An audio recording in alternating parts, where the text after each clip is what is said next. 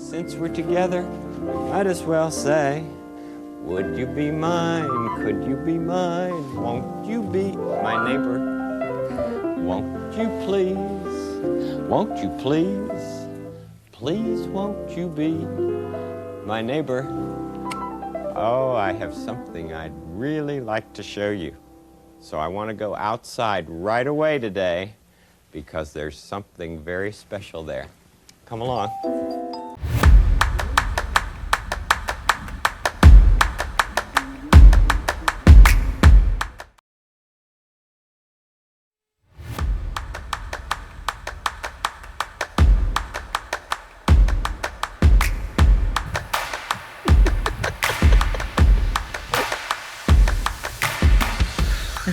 You like that one? That was nice, right? I know. 'Twas lovely. It's time again. Welcome. That's right. That's right. Hey, folks. Welcome to the Basement Show podcast. That's right. Oh, that's the wrong That's button. the wrong. Yeah! There it is. Woohoo! Give it up for us. All right. The only show filmed in a basement that we know of. Praise the Lord. That's right, baby. And, yeah. So, I'm ready for summer, Ryan. And to my left is the one and only Tulip Ticklin' Tara. That's right. That's right. Thanks for sliding down the bulkhead with us.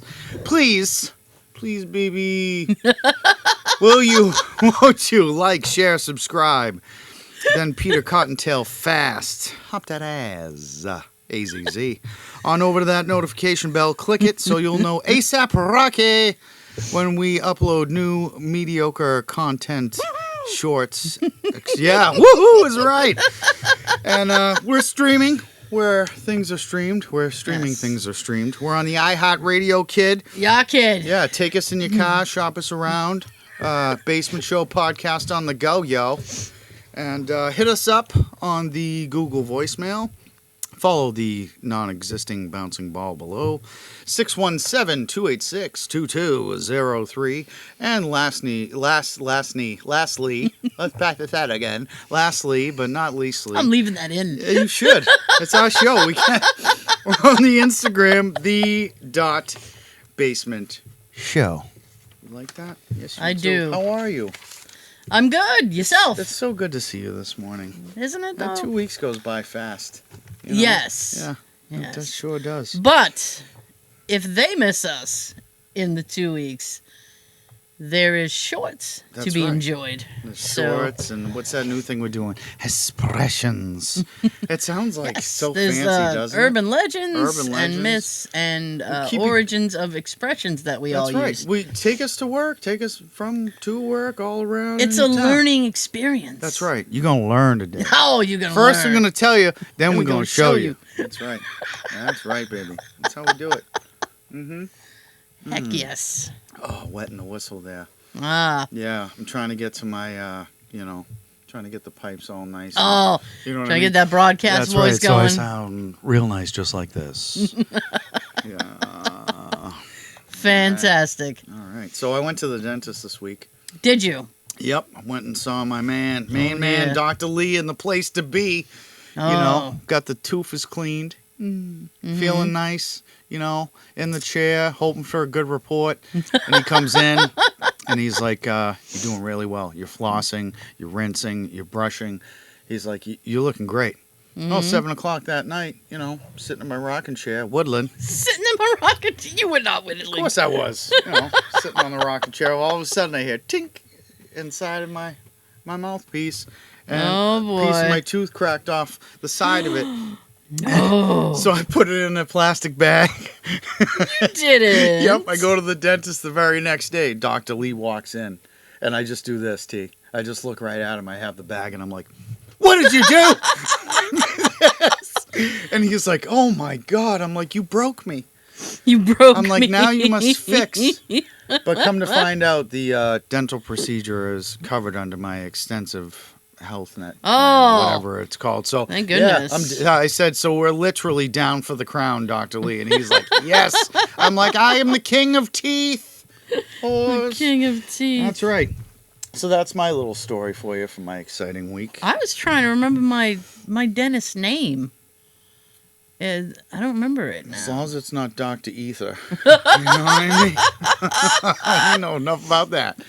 No, Yeah. it's not. I mean, it's something weird. Yeah, Yeah. I'm sure it is. He's a good dude, though. He's funny as heck. Is he? A lot of Yeah. dentists have a good sense of humor. He does that. He does like Spotify playlists. Oh, And one time I went to go see him. I was having something done, and he's like, "It's Santana Wednesday." awesome. And I'm like, "Why wouldn't it be?" Better than Death Metal Friday. Imagine going in for getting a cavity done on that day. And then all I hear is... I hate that. I remember his name now. You ready? What?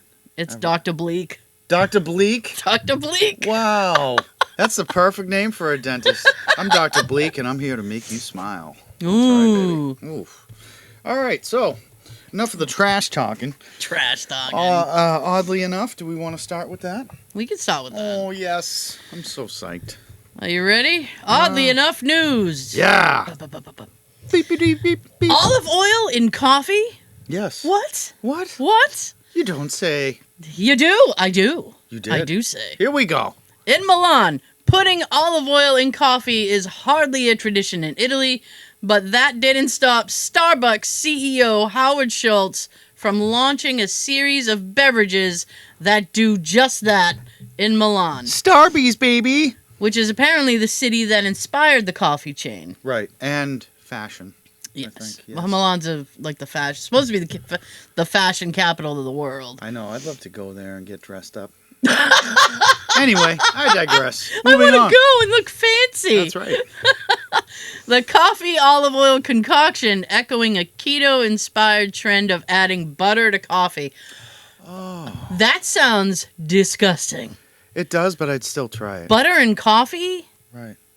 Yeah. Oh. I've never done that before. No. I've thank tried you. worse, though. That's for With a sugary twist, has provoked both amusement and curiosity among Italians. Ooh. Gambero Rosso, an Italian food and wine magazine, called the mixing of olive oil with coffee a curious combination, but said it was reserving judgment, having not yet sampled the drink. See, I like that. Hasn't tried it yet. Can't judge. Yeah. It did praise featuring the staple of Italian kitchens as the main ingredient, not just a condiment. Ooh. The magazine also noted that the health benefits of consuming extra virgin olive oil, which some Italians do habitually straight from the bottle. That's right. We get it in. It's good for you. Did we need coffee with extra virgin olive oil and syrup? Maybe yes, maybe no, Mitts. said the magazine, but the chance to promote Italian excellence is a valuable one. Yes, it is. Let's go. Cafe. Saving princesses all over the kingdom. That's right. You got down in olive oil. Right, running up and down flagpoles all day. You better get some olive oil in that coffee. And now, the harvest is marked by a traditional meal. Toasts to the new crop are drunk in these poccolinos. And then the waiters enter, bearing the ceremonial dish. And it is, of course, spaghetti. Picked earlier in the day, dried in the sun, and so brought fresh from garden to table at the very peak of condition. For those who love this dish, there's nothing like real homegrown spaghetti. Italy's Olive Oil Producers Association, and you're gonna laugh when I give you the thing for that. It's ASSITOL. Acetol? You put a no in front of that, they ain't got no ass at all. That's right. Wow, that's crazy to me. They welcomed the daring innovation, saying the line of drinks could relaunch the image of olive oil, especially among young people. Get the young people in it. That's right. Come on Get 'em over. hooked. Come on over. We're playing Uno, and the olive oil is flowing, bro. It's getting serious in here.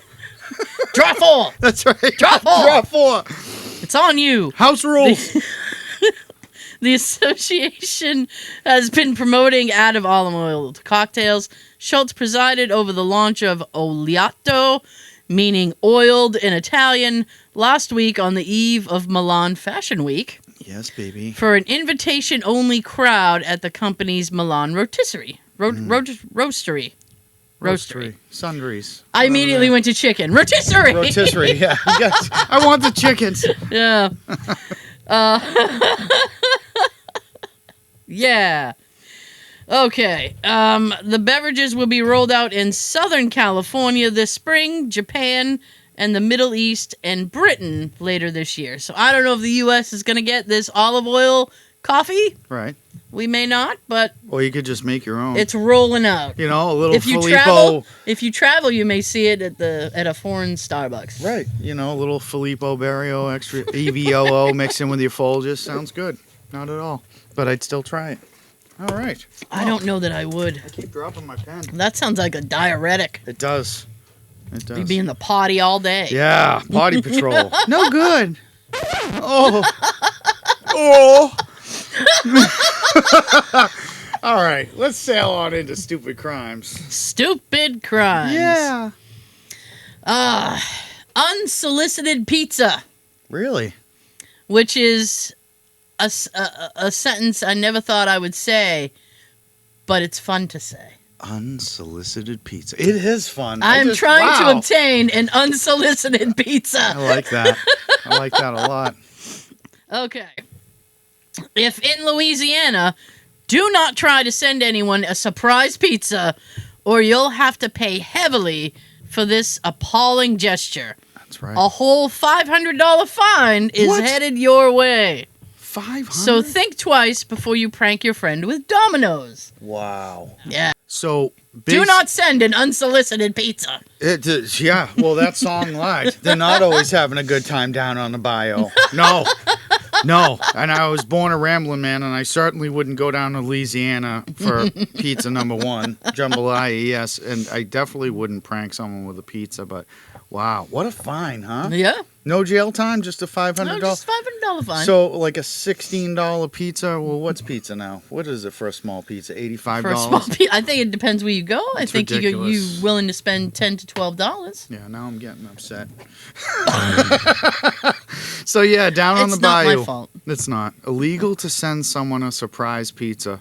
Yes. Someone who sends it really gets... Unsolicited pizza. Yeah, someone really gets the surprise there because they're getting the tab for $500. Would they put gold pepperoni on that? I don't think so. Yeah. Oh, that's cute. I like that. That's cute. I like that. All right. So Avoid the Noid. avoid the Noid. That's right. That's right. This week's, you ready? Get I'm ready. the F out of here is yeah.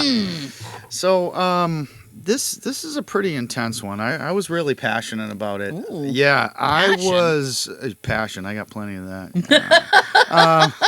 I was at a local department store this Okay. week, a couple towns over from where I reside. So I'm not going to name names. Ooh. And I went to said store to get some, sundries, some items. I need my sundries. Yeah, some things for cosmetiques and such.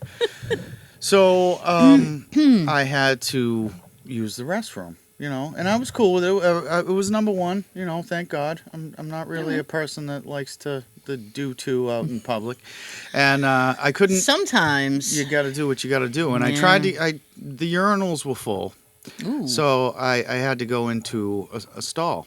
So I make my way over to the stall, and I open the door, and it's horrific, of course. Mm-hmm. But what really stood out to me was the fact that there was no toilet seat.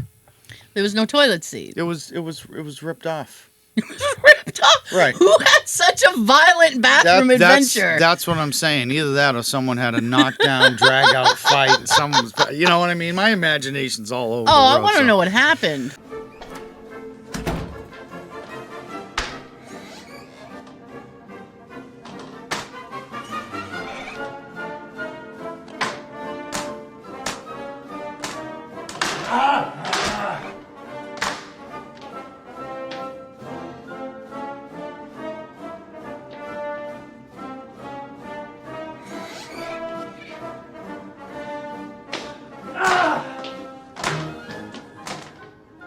So I'm like, I have questions. in my head, I'm like, this is totally unacceptable. Thank God, number one, I don't have to do a number two. And number two, thank God I don't have to use said caca house because I would just because when women go into the bathroom and it's questionable. Oh, you're hovering. There's the hover. You're hovering big time. I don't think you can hover for You can't. for that Not that particular, long. No. And especially if you get to the well, end if you stall. hover, and there's a lot. There's so much, T. I was so overwhelmed.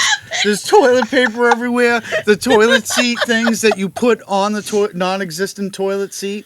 The toilet seat cup, like that very micro thing. I put like 10 of them on if I have to. But obviously, what am I supposed to stand there in the stall waving the toilet paper napkin thing? It's very difficult to catch something off of a toilet seat. That it is. But still, who wants to be that person? I'm not a hoverer. What, do you think I'm in your bathroom stall hovering over it like a Black Hawk helicopter? I don't think so. So to all those department stores out there, really, you want to provide good customer service, all right? Take care of your toilet seats, all right? Take care of your bathrooms. When in a restaurant, that's gross. Like in a restaurant, you can judge that restaurant just by how clean the bathroom is. Right. Because I'm like, if you don't clean your bathrooms, you're not cleaning your kitchen. And I can attest to that, folks, because I have no life, and I have 80,000 awesome reviews on Google Maps. No, for realsies. I'm in He's doing Yelp reviews. I am. Not Yelp, just Google Maps. Okay, I have a beautiful picture on my reviews. One taken of a lovely ravioli that has been seen over 100 cases. Wow. Oh, it was a heart-shaped ravioli. I call it lovioli. The lovioli. It's so cute. So I was just like, this is crazy. And I was so upset. I didn't even want to talk to a manager at that point. I didn't want to because just the thought of you probably knowing, get the runaround anyway. Oh, of course I would. I'd get the same old S. You know what I'm saying? Why can't they just go into aisle 5 and get a toilet seat and I'll do it. They do a store. You can do a store. I used to work retail. You can do a store purchase and get reimbursed through the company. Right. And then you have a toilet seat for your customers. Really, I don't feel like I'm gonna rest in that room when there's no seats. Rest. You know what I mean? No hovering. So that's this week's. Yeah. Get the F out of here. Let me get a little extra. Yeah. Put the toilet seats on. Just do it. All right, it's your job. It's your job. I was driving. I don't remember which time I was doing this, but I was headed south, and the big place down there is the Waffle House. I love a good Waffle House. I've never eaten in a Waffle House. This Waffle House looks very questionable, but I had to go to the bathroom, so I went in, and I had to walk past the whole service counters. I was like, right. So I get into the bathroom. It is the stickiest floor I've ever. It was like quick. All syrup. And then all syrup. All syrup. Who's bringing syrup into the bathroom? It's the Waffle House. I don't know. Maybe the person's in a rush. They're just wrapping it. They got a syrup dispenser instead of soap in there. They're just like syrup everywhere. Let me get a Wafco to go. A waffle taco. Let me get Wafco to go. It's like at the IHOP when they have 12 syrups on the table. Oh man, that's a sticky madness mess right there. Jeez. Oh. So that moves us on. But that made me not want to eat there because the floor was all sticky. I'm like, ugh. Sticky floor is not a good look. It's not. And this one you're gonna love this week. This took me all 5 minutes to think of. Yeah. So this next segment is things parents say. Mommy. No. You ready for this one? This is a classic. I'm ready. All right. And I quote. I'm going to turn this car around right now. Oh, if you kids right don't settle down. If you kids don't settle down back there. So let me get this straight, all right? You're halfway across the country in a station wagon, okay? You're halfway to your destination, and one of your folks turns around and says, if you don't cut that out, I'm going to turn this car around right now. And in my little child head, I'm thinking, there's no way that this parental unit is going to turn this entire vehicle around with the other siblings you have in it. Spin it around. Yeah, halfway across the country and ruin the entire vacation. No. How do you feel about that? Did you believe that when your parents I would think say it's that? a bluff. It's a wicked good bluff, though. It is. It's powerful. It's a good bluff. Especially if you're at a high rate of speed Obviously, your parental unit's driving said vehicle, okay? Yeah. And then when they give you that look in the rear view, because you're a kid and you're on the back seat. So, Yeah. and you're looking at the world going by, and they have to concentrate on adult stuff. But then you push, like I used to. I'm adulting up here. I used to push my mom to that point sometimes, and you get this in the rear view. This look, folks. I say, All through the teeth. I'm gonna turn this car around, and it was like I was so full of fear and regret. You know what I mean? That I thought I was literally going to die. So right now, there's some terrified childrens out there on a major highway or byway. It's a bluff. It's a bluff, okay? I hope you're watching this right now, okay? Be respectful about it, but just, mom, dad, whoever's driving the adult that's responsible for the wheel thing in the front of the car, yeah, they're probably not going to turn around and drive all the way back. You kids can't keep your heads to yourself. I'm gonna turn this car around, and there'll be no Cape Canaveral for anybody. That's it. Back to Winnipeg. You know what I mean? Distract them. Say, have Distract 'em? you eaten anything? Can we stop for Pez? Important stuff. Stuff like that. So that's this week's... I need Pez. Yeah, things parents say. Yeah. Yeah, you like that, baby, don't you? Yeah, we're not I turning do. the car around. You're not turning around. No, you're not. You're not. You want to go to these turtle caves more than I do. Exactly. You want to see the world's biggest ball of lint? No, I don't. Anyway, I digress. So that's things parents say for this week. Enjoy It it. is, And yeah. Don't turn that car around. Don't. Turn the car around. Mm-hmm. Take the kids home. Take them. So, you're going to learn me. I am. I'm so excited about this. Are you? Yeah, you told me about it Okay. yesterday, and I'm like, let's do it. Today I learned. Here we go. Let's do it. Today I learned the familiar music played during Final Jeopardy is called Think. That's the name of the song? What's the name of the song? How fitting. It was written in 1963 by Merv Griffin. Of course. Awesome. You know Merv Griffin because he created Jeopardy. Right. Well, you don't know him personally. I assume you don't know. I don't. I haven't had cocktails. No. To help his then 5-year-old son Tony fall asleep. Wow. So kidding. like, imagine you're Merv Griffin's kid, and you're like, Dad, I can't fall asleep. That's And he great. just stands next to you going, do do do do do do do. Go to sleep. I can't think of any words to this silly song, dude. I wish you would just close your eyes, stupid kid. Go to sleep. Dad's making money on the show. So this is since its first use in the show in 1964. Uh-huh. The song has earned the Griffin estate over $100 million in royalties. That is amazing. Let's write a song, T. What are we doing right now? We need to be writing We're songs. sitting here not writing songs. That's Is right. what we're doing. We need to sing each other songs and put each other to sleep. Want to make $100 million? Shh, I'm gonna sing you a lullaby. I like that. Yeah. Oh, that's cute. That is really cute. That's funny to me. So $100 million, huh? No. Damn. No. Merv Griffin Enterprises. He wasn't playing. I don't know. Does anybody watch Jeopardy since Alex Trebek died? I think my uncle still does. Does but he? he mourns Alex Trebek, I'm sure, because Yeah. he was the greatest. What a was great. mustache, huh? Right up there with Tom Selleck. He's close. And my dad. Yeah, and your dad. Great mustache on Bob. He got rid of the glasses a couple years ago. He did? He got cataract surgery, Oh, so he doesn't need the glasses anymore. okay, pimp. And it still confuses me now. Right. And when he did that, I told him, because my dad's had a mustache since like before I was born. When Jesus wore shorts. Yeah. Since Jesus was in short pants. That's right. And I was like, please do not shave the mustache. I just won't know who you are anymore. That's not my dad. You're not my dad. It's like little kids crying when their dad shaves their mustache off and comes out and they're like, it's not my dad. Oh. All right. Who even are you? Who are you, Dad?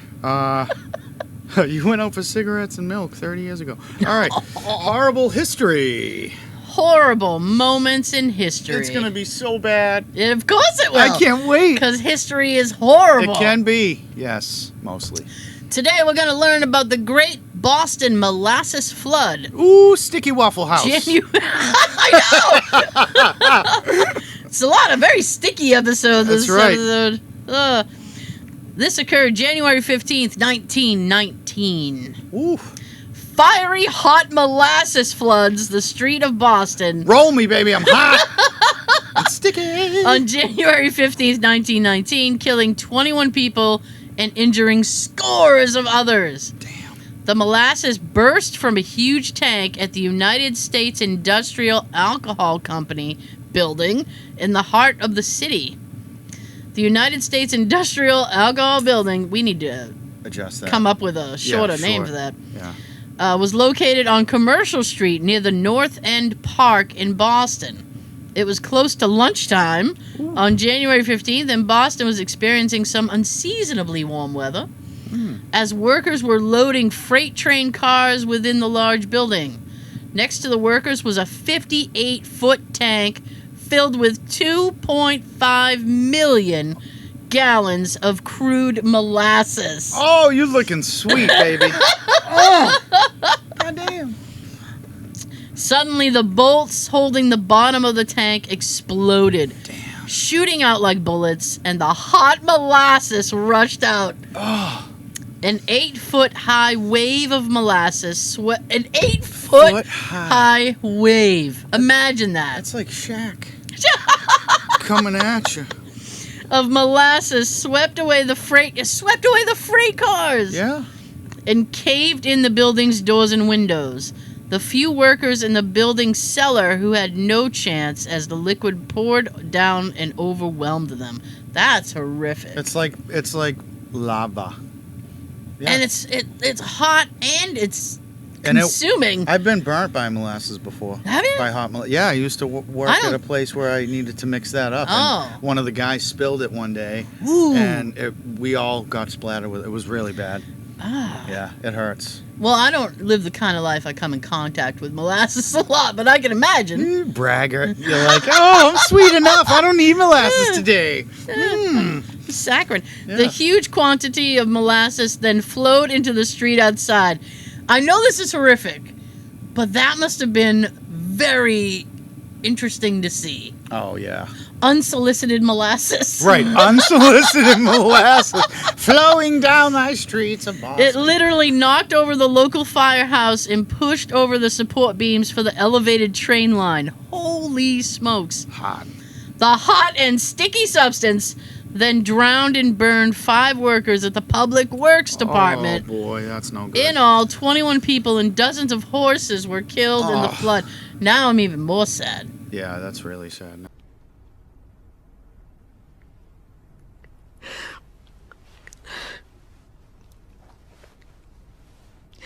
Right, can we talk about something a bit more cheerful? Anything you like.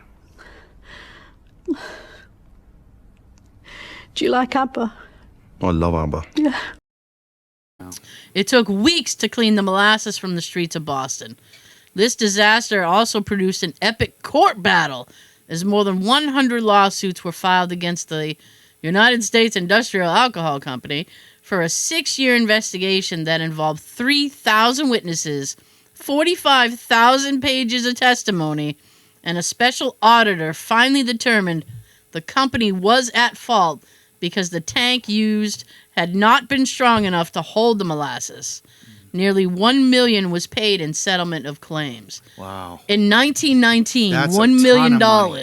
That's a ton of money. Oh, wow. 19, that'd be what today? I don't know. I don't do math. You know what? I can get, just for funsies. Yeah, funsies. Because I can definitely get those numbers. Hang on. Let's get them. So, molasses. Oh, yes. Dangerous stuff. Yeah, yes. It really is. What happened to my thingy? I don't know. I need to make adjustments. I do. Yeah. Punk. So it's like 1.7 I think that's 1 million billion. in 2023. Calculate. Gajillion. Yeah, it's like it'd be like 200 million. Wow. That's a lot. Wow. Okay. So now we know that we can move on. Right. So let's all move on with our day. all right. Random word generator. Would Oh you like me boy, to go first? you can go first. You definitely can go first. All right, random word generator. This is where T and I will select tap that button and get the random word, put it into YouTube, and see what develops. My word this week See what develops. was act, A-C-T. Now, I'm thinking acting as like movies or something like that, but it's actually it was for the ACT college prep test. Please tell me you took the test. I didn't take the test. So this is just a prep thing. So the word was act. ACT, Tips and Tricks is the name of the video. It's made by a gentleman named Rishab Jan. It was posted 7 months ago. 86,000 views. And this is basically how to do really well on your college admit exam. And he scored the highest that you could score. It was a 13-minute and 26-second video. I did up to 5 minutes. Because after the 5th minute, he went into math, and I just shut down. Oh boy! Oh yeah, I needed a nap at that point. So that's when Tara's like, no math today. So yeah, keep doing what you're doing, guy. Rishab Jan is his name, and that's the channel is ACT Tips and Tricks. So college admit exam, and I thought for what the material was, like I followed him pretty good. You know? Oh, okay. And I'm old now. And I'm old. I haven't been in a grammar school in many years. I know. Yeah, and I graduated the 4th grade. I don't have to explain myself to anybody. You know what I'm saying? I'm an adult. That's right. So I don't explain myself to you. No one tells me what to do, not even me. So that's my random word generator for this week. It wasn't that great. I learned a little bit, not as much as I could have, but I didn't want to. Yeah. Okay. So yeah. Well, you didn't set out to learn. I didn't. Not on YouTube. I set out to randomly generate words, which I did. Mission complete. Good day, goals met. There it is. Good day. Optimal results. That's right. Optimal results. That's what we need. All right, you're up. What do you got? The word I got was frenzy. Oh, feeding. Frenzy. The title of the video, Frenzy, official trailer. Ooh. This is from the Rotten Tomatoes classic trailers. Okay. It was 2 minutes and 55 seconds. Nice. Now, Frenzy is the last film from Alfred Hitchcock. Correct. Set in London, Frenzy tells the story of a serial killer who strangles women to death with a necktie. This film was from 1972, by the by. Okay. It's safe to say the purpose of a trailer is to make you want to watch the film, but oddly enough, I felt the trailer served as a mini film in and of itself. Oh, how sweet. I know. I'm actually not hugely versed in Alfred Hitchcock's work. But I can say, like, if this was like free on Prime or something, like I might watch it. It seemed like he injected a little bit of humor in it because I feel like there's, at least in the I feel like a lot circled around more about food than murder. Okay. All right, he was a little hungry right in that episode, so okay, we'll give him a pass on that. In the beginning of the trailer, he's laying in the river. Alfred Hitchcock is. And he's like, bet you're wondering why I'm in the river. And I'm like, it's time for a snack. I'm like, I kind of am, Fred. I don't know what's happening with you. And he says he's in the river Thames, and I'm sitting there thinking about it, and I'm like, he'd be glowing if he was in the river Thames. Nobody swims in the river Profusely. Thames. And he's like, this is how the movie begins. And I'm like, is it? Is it? I'm ready. I'm so ready. Oh, that's good. I like that. Yeah. I like that. You got a good one. I think you won, maybe. Maybe? You won. All right. All right. It's very rare I take a victory away. I want you to. I'm going to put it in my pocket. Take it, Polly Pocket. Put it in your pocket. All right. A and I tells the story. A and I's got Here a we story go. this week. I love it. Do you? I do. All right. Less work for us. I know, right? We don't do a lot of that anyway. We really do, though. We do. It's a lot. Okay, so let me see.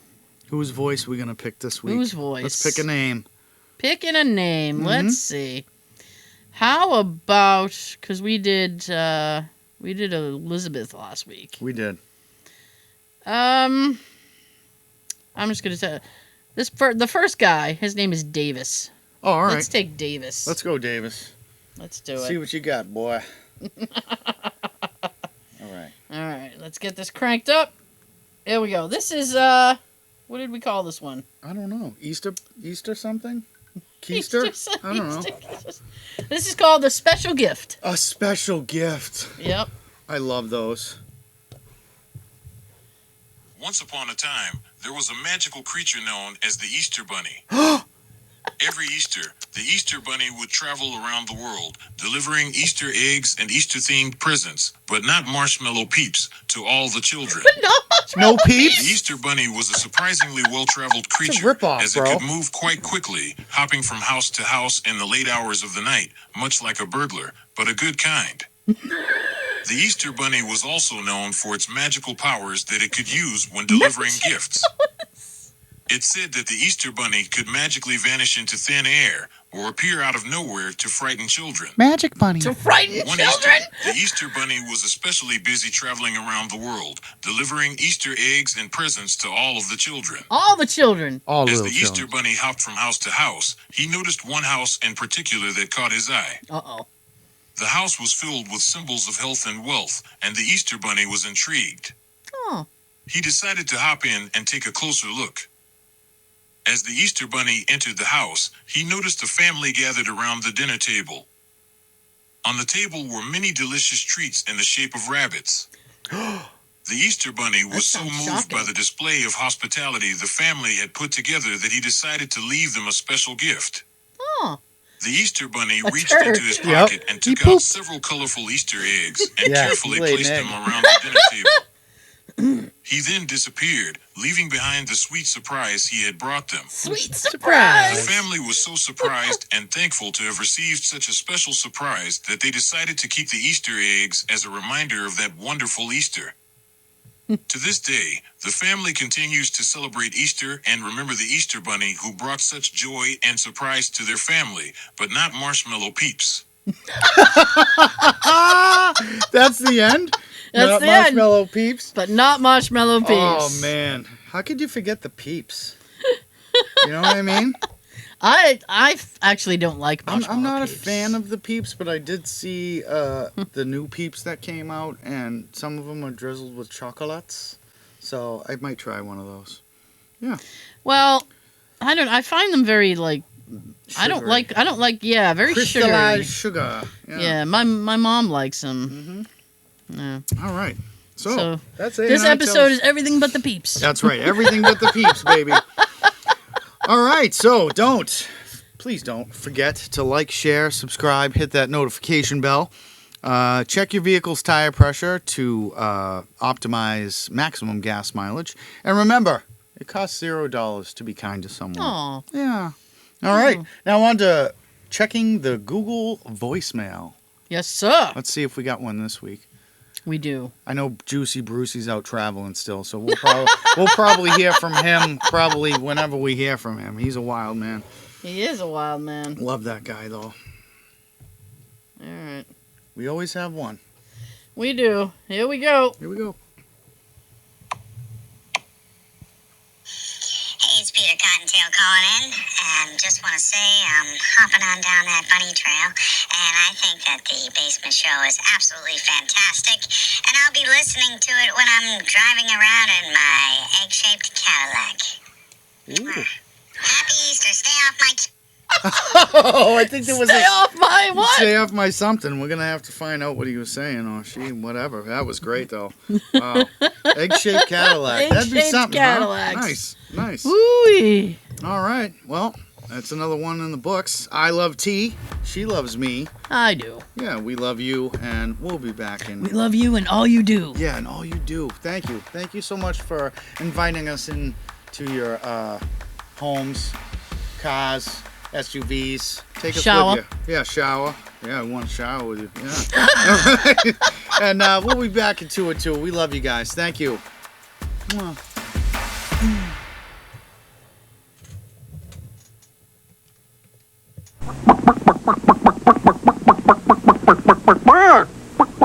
You're looking at a very unusual kind of egg from Cadbury that's only around till Easter. Its shell is pure rich Cadbury milk chocolate.